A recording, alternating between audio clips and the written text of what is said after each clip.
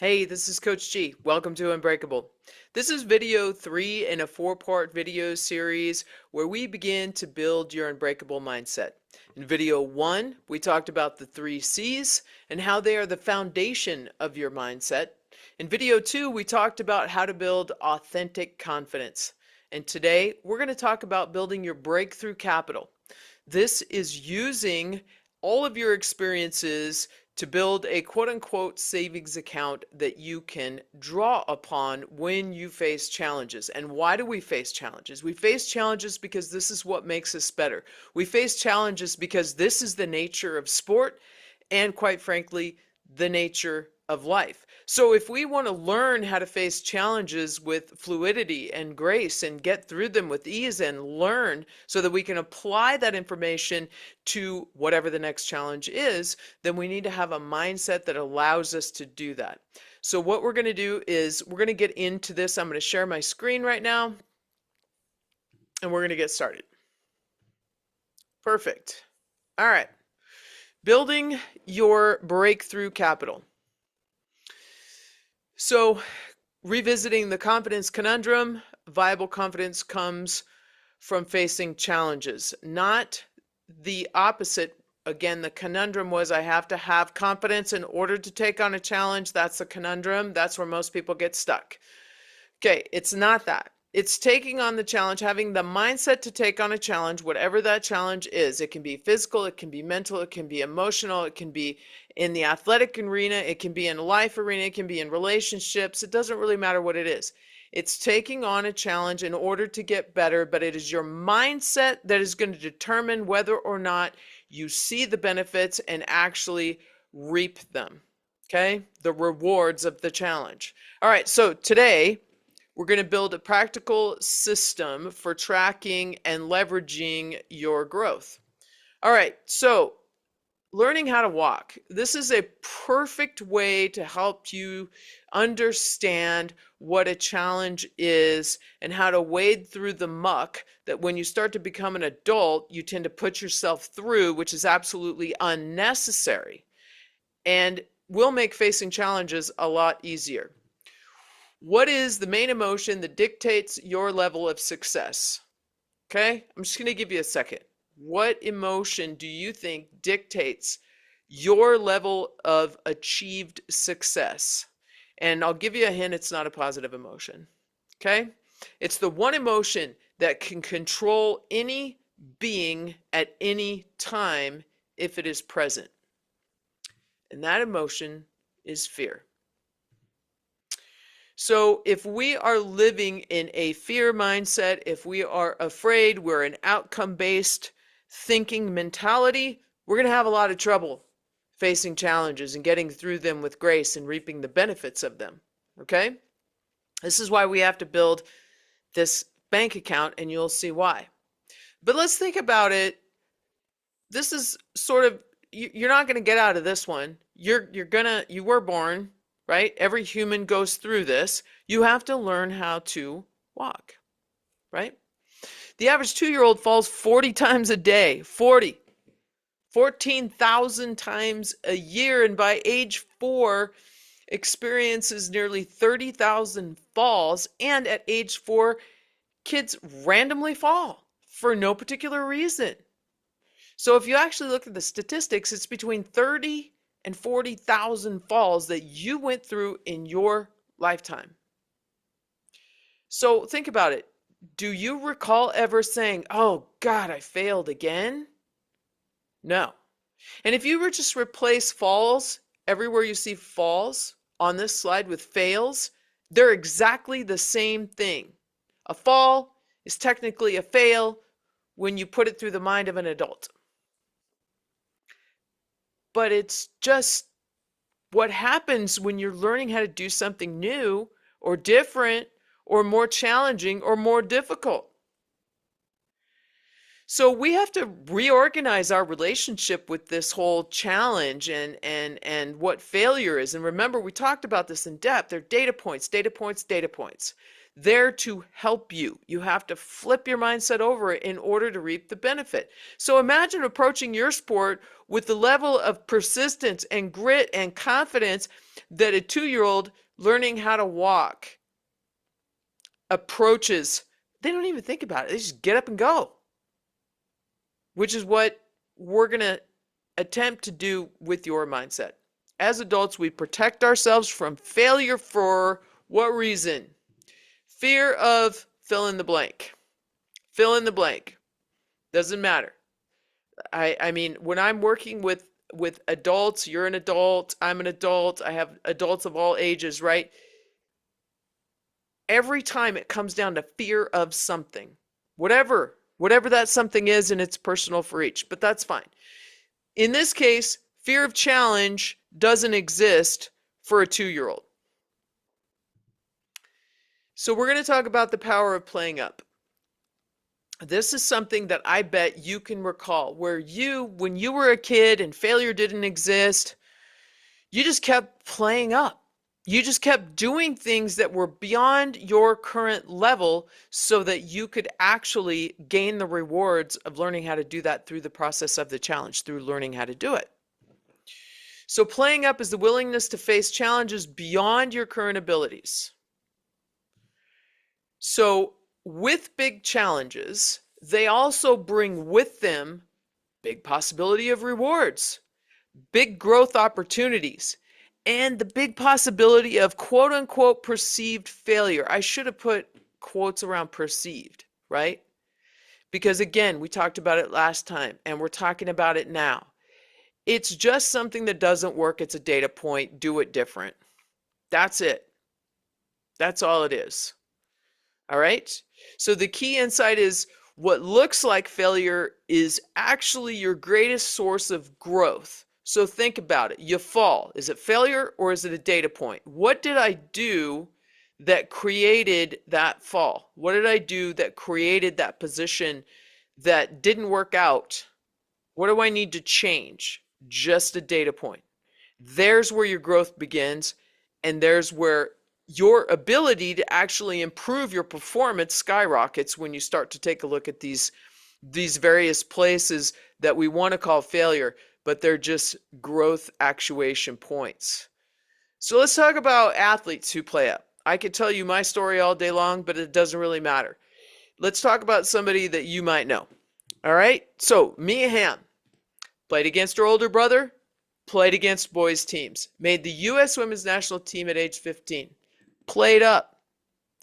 You think that she didn't get roughed up? You think that she didn't get showed up? No, she absolutely did. But it is what you do with the information and you process it in your brain.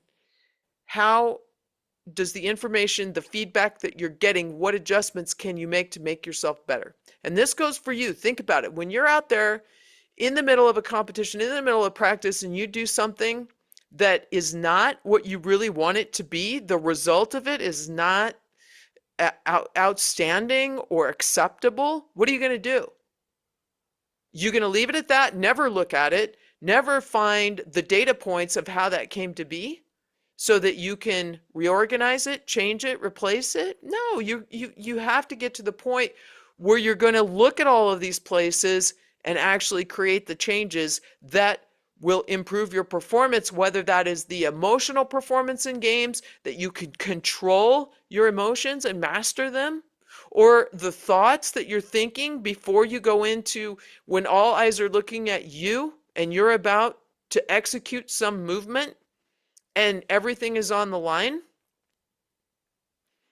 These are things that you want to be able to do inside performance. When I was coaching softball, one of the biggest things I had to get my players over on the offensive side of things was when you go into the batter's box and you swing and miss, or you don't swing when you should have, is to get over the fact that I'm going to take this and learn from the next time at bat. No.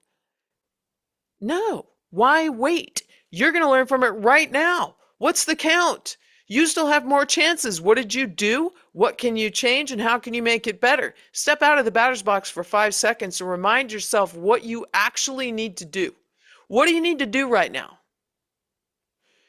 What are the 3 things to execute a perfect swing pattern for you specifically do you need to do? Do them now. You still have an opportunity. Seize the moment. All right, so Serena Williams, somebody else, okay? She went pro at 14 against more serious and experienced opponents who have been there and done that. She wasn't ranked in the top 100. When she was on the junior circuit, though, she was ranked, I believe, in the top 5 when she decided. So you think about that. You're top 5 in the world and you go to another place that's challenging you and you're not even in the top 100? That takes balls, man. I used to tell my athletes that takes girl balls, right? But you have to look at what she was gaining in the process. These opponents were offering her the potential to face greater challenges that gave her the opportunity, if her mindset was correct and the adjustments and her team and her coaching staff was helping her with, that she didn't look at it as failure, just an opportunity to adjust. That exposure to those much better athletes, much more experienced athletes, that's a quantum leap in her mental and physical game. Now, if you look at her rankings, career rankings, she holds the records for the most Grand Slam titles, but she also ranks in the top 6 for the most Grand Slam losses. And that goes back to the earlier slide where you have, when you are actually putting yourself out there, and why am I saying this right now during the bank account thing? Because I'm going to say this all the time. Hey, you want to be elite? Then you got to do elite stuff. And when you do elite stuff, you're going to face loss after loss, after setback, after challenge, after challenge. This is hard stuff. So if it's hard stuff, you got to bump yourself up in order to stay in the game. You have to be your biggest cheerleader. You have to rely on your wins and your growth cycles to fuel your performance. End of story. What you want to do, where you want to go, everyone is freaking good. The only way for you to compete, for you to elbow in and get inside that competition and become elite yourself is if you're supporting yourself right here. And you cannot do that with a humdrum mindset. You have to work on your mindset like you work on your physical game. End of story. So again, Serena,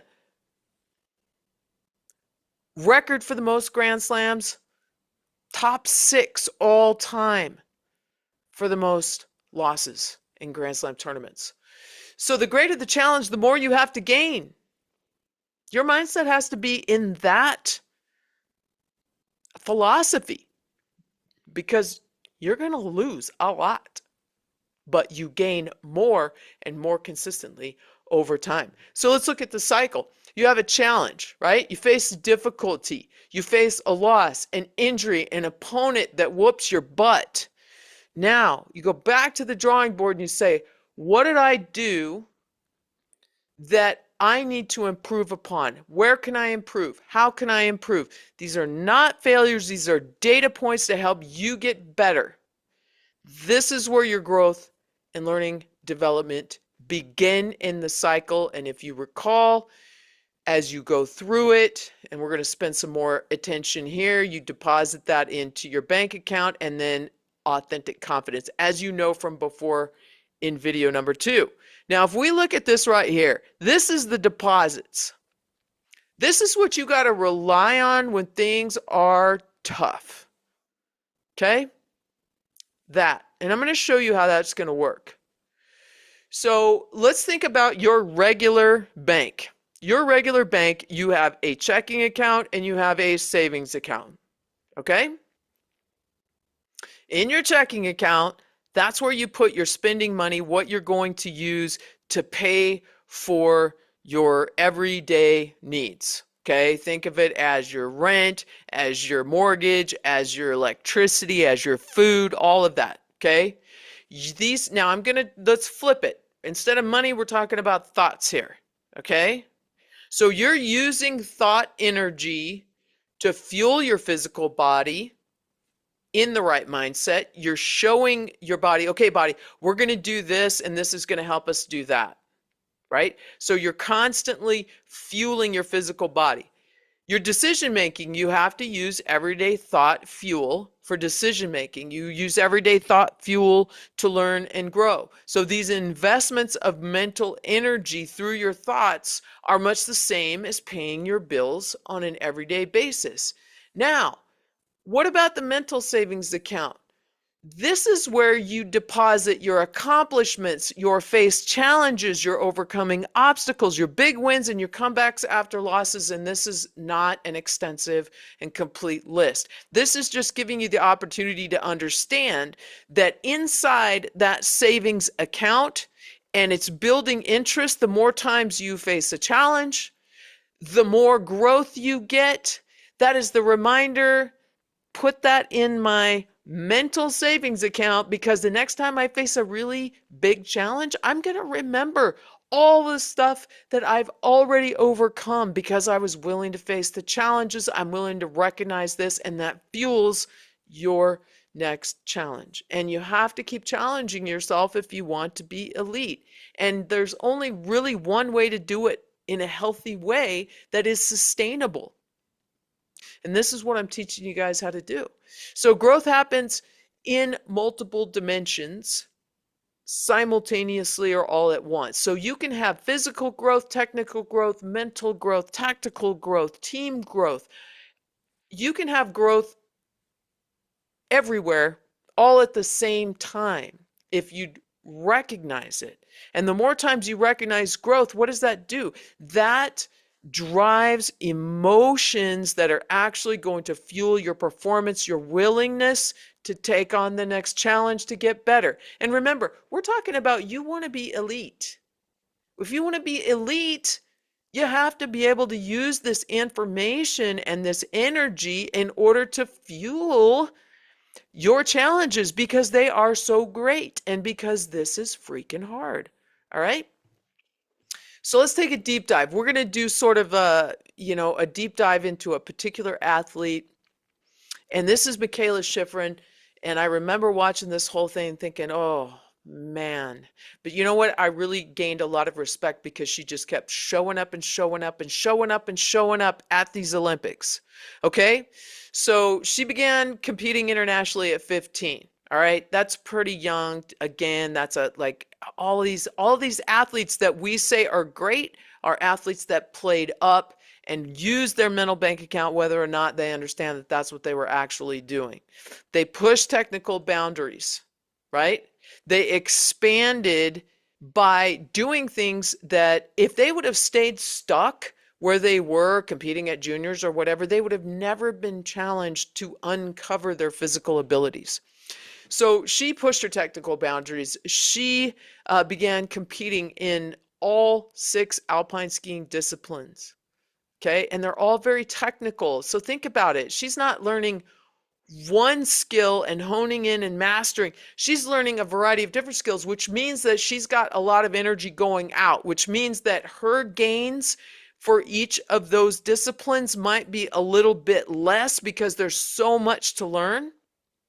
But the end result is that they all help fuel the athlete, regardless of where you turn and focus that energy on, because you're learning so much through the process and facing failure, which is really only data points, right? And adjusting and adjusting, and every adjustment you make, the better you get. So at the 22 Beijing Olympics, she crashed out in 3 events and finished 9th, and she was expected to win the gold. She faced all kinds of obstacles just like everyone else does, right? So her father's death, okay? She suffered injuries along the way, and she faced significant public criticism during and after those Olympics, much like any other Olympic athlete, Simone Biles comes to mind, who, your country is behind you until they're not, right? And you have to be able to face that. And this is what building an elite mindset prepares you to do. It's not just face the physical challenges. Understand that everything that I've been talking about so far, these are all mental challenges, and they're not in solely the physical arena. And that which you are going to face, whether it's calls that are shocking and surprising by officials, or fan behavior, or your own fans turning on you, social media, it doesn't matter. It doesn't matter, because it's all noise that when you have the right mindset, doesn't make any difference. Okay? Because remember, you're a person first. You just happen to be a really freaking good athlete. The person needs to be taken care of. And that's what we're teaching you how to do, is to take care of the person who's a really freaking good athlete, and then feed that athletic performance so that you become whatever elite level to the best of your ability that you can become. All right, moving on. So after those Olympics, she had to go back to the drawing board. She used the setbacks to rebuild her mental approach, to document her journey through all of the grief from losing her father, but also like the grief of that performance, and the grief of the loss of life as she knew it, because of all the criticism she faced. And she developed new technical approaches along the way and changed her preparation. Remember, these are data points that she's looking at. These are the adjustments that she is making, right? And in the process of all of this, of these huge setbacks and losses, she ends up breaking the all-time record for World Cup wins. She returned to dominance after the Olympic disappointment. She didn't sit and stew in it and do nothing about it and be pissed about it. She used the losses, the data points, to help herself succeed beyond where she was when she was prepared for the Olympics. She won medals in seven consecutive world championships, and she revolutionized versatility in women's skiing by excelling across all disciplines instead of a singular discipline. And what was the decision maker? Well, she'll tell you.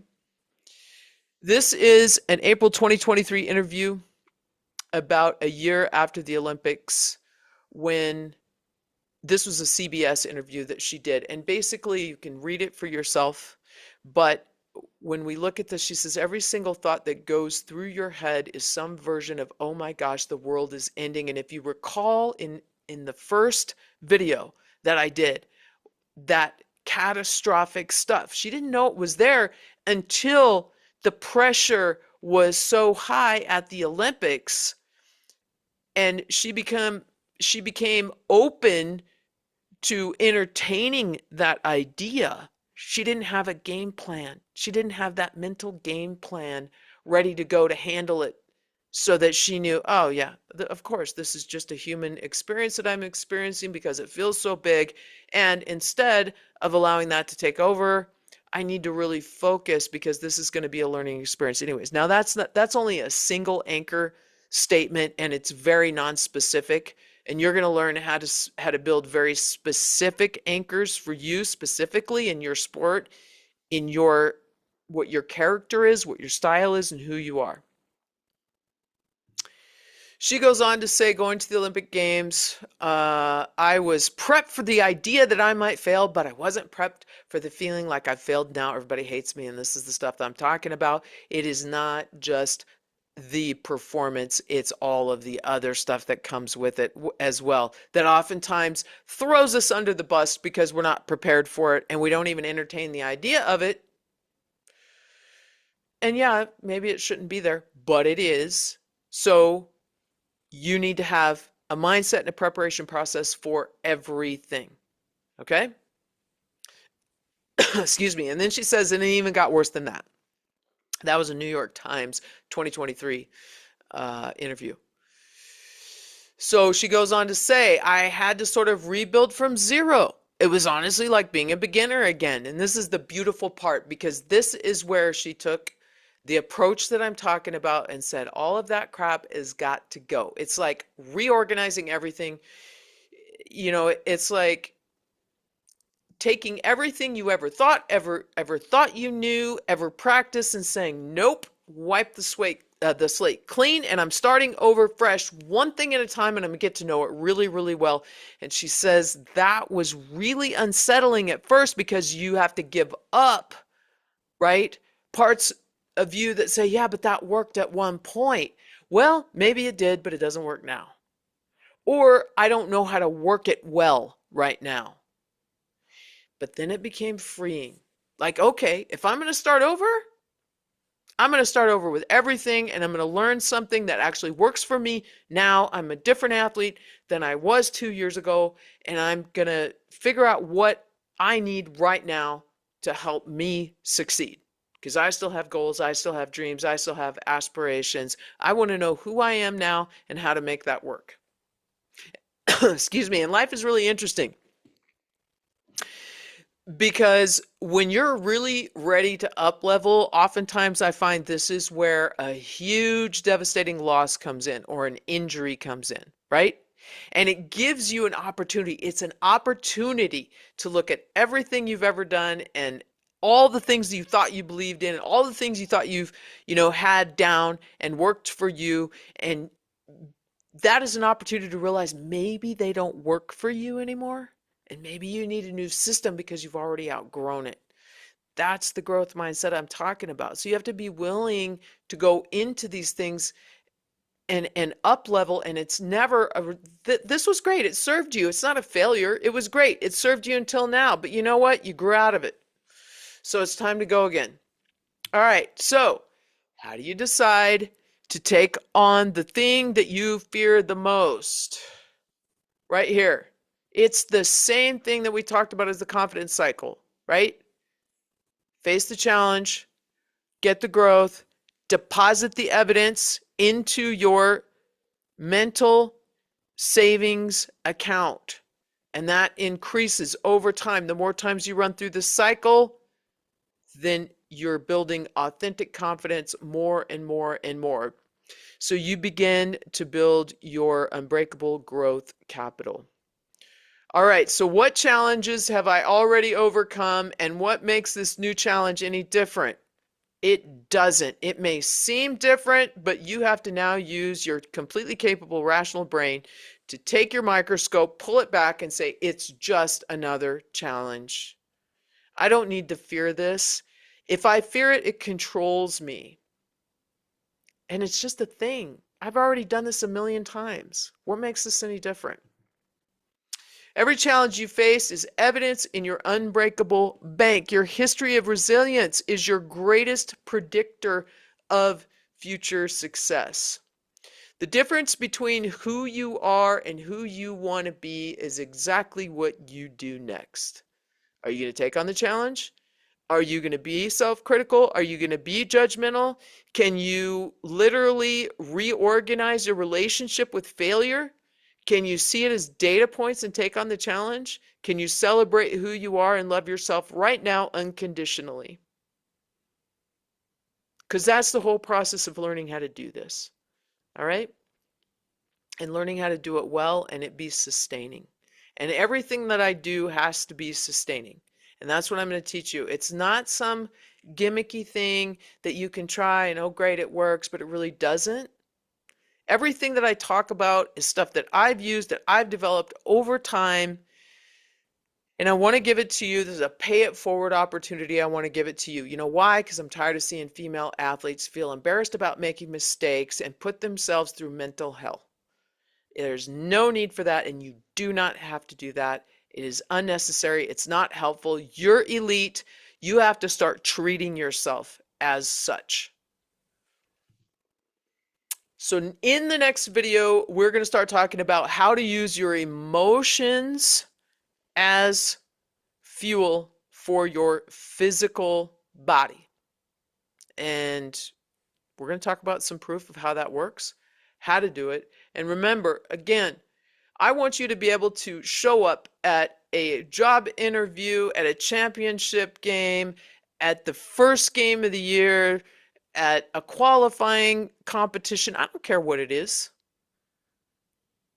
I want you to show up knowing, ready, your biggest cheerleader, with your mind in a place that is unbreakable regardless of what happens. So here's what I want you to do. I want you to go to unbreakablementalstrength.com. If this is appealing to you at all, go to the front page, scroll about halfway down, you're going to see the mission statement. Okay? Where that mission statement is, read it. If this appeals to you at all, consider joining the next live session. If it doesn't, that's fine. If any of this information is appealing, then use all of the information to your best ability, and I wish you luck.